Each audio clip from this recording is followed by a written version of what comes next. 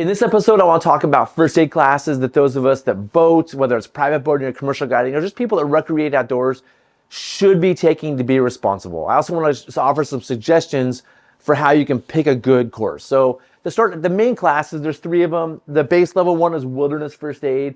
This is a minimum 16-hour course. This is intended for those of you doing half and full day trips who have some sort of a device, whether it's a sat text or a phone, that you can use to quickly get some sort of ambulance, quick evacuation, quick hospitalization. You don't have to make a lot of decisions if you've taken this course. The next course is Wilderness Advanced First Aid. I think this is a great intermediate course. Not enough people consider this as an option. It's intended for half and full day trips and multi-day trips where risks are low. And again, you can get a quick evacuation. You're either carrying a device with you and access is pretty easy to get. The gold standard for a lot of people is the Wilderness First Responder. Minimum 70-hour course. Most courses are 80 hours plus. And this is designed for those of you that are out doing overnight trips where it might take a while to get, you may not even have a communication device, but it also could take a while to get some sort of evacuation. And the Wilderness First Responder probably has to make some sort of decision, whether it's a really quick evacuation or you take your time, and you'll have to take care of the patient for potentially an extended period of time. So these are the 3 classes to consider. I would say, take the class based on what your time and money allows you to do, but please take something. At least take the Wilderness First Aid class so you have some knowledge and can do something.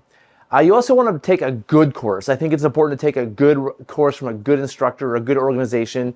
And there are some more and more courses out there that are being offered fully online or just random companies offering. There's no real standard. There's nobody saying you can or can't offer first aid classes. I personally, I've taken a lot of classes. You should not take a class from me. I'm not an expert at this. All this information I'm sharing with you is from interviewing other people who are experts.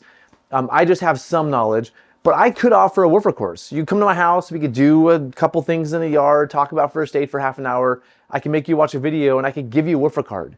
There's nobody stopping me from doing that. And because of that, a handful of the courses, the companies offering these classes have started the Wilderness Education Medical Collaborative. And they've sort of set the standard for the minimum standards for what a class should be in terms of, I think you have to have at least half of it in person. So half of it could be online, but I think it's half or 55% in person. There's a document saying these are the base topics you should cover. There's a handful of other things they've sort of say, hey, do these minimum things. One of them is the 70-hour minimum comes from this document too. And it really, you want to have a class, they recommend the Wilderness Education Medical Collaborative, that there's a whole lot of scenarios. I think scenarios are really important. So you want to take a course from somebody who follows these things. But how do you know? How do you know who does and who doesn't? And that's difficult.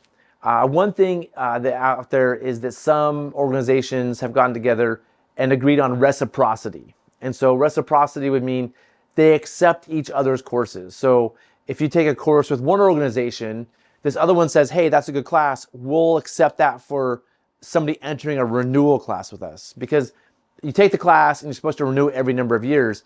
But if you take a mediocre class, a solid organization will not renew it. So you want to pick, a good list is the list of organizations who have reciprocity. And I'll put those down in the comments below or in the comment area. I'll list a link to the Wilderness Education Medical Collaborative and the organizations that have reciprocity. And I'm not saying that I approve of all of these. I'm not saying that there's not more out there that are great. These ones just all trust each other or work together. And so to me, that's a signal that they're doing a good job. Some other things you want to look at when you're choosing a course is take a course from an organization that focuses on first aid. You want an organization that lives and breathes this stuff, is doing research, is thinking, is talking to their friends.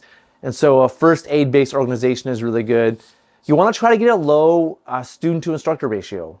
Some courses have like 30, 40 people with 1 or 2 instructors, which is probably fine. But if there's more instructors, you're just getting better education. And I would really want to take one that focuses on scenarios. I think hands-on scenarios are really valuable. There's no substitute for practice, especially practice where you're getting feedback. I think lectures are really good. There's a lot of knowledge that happens, but like hands-on scenario and practice, I think are really key. So those are my thoughts. Hopefully that helps you pick a class. Again, I would suggest if you have never taken a class, now's the time to start thinking about signing up before the season. And hopefully some of these thoughts help you make a decision. Again, I'm not a first aid guru. I've interviewed a bunch of instructors and people that run these organizations to get their thoughts. I'm sharing that with you through this video. There could be stuff I said that's not totally correct. There could be stuff that I could have said better. I mean, definitely I could have said this better, but there could be more knowledge out there. And so if you have things to add, please add in the comments. That helps me learn. It sends me down rabbit holes on how I can get better at this stuff. So please put in the comments so we can have a conversation about it. And if you have some other organization that you think isn't in that reciprocity list I put down there, but is really good, share it. I mean, I'd like to learn about it. I'd like to know more about it. And I think people watching it would too. So that's it for this episode. Thanks for watching, and I'll see you next time.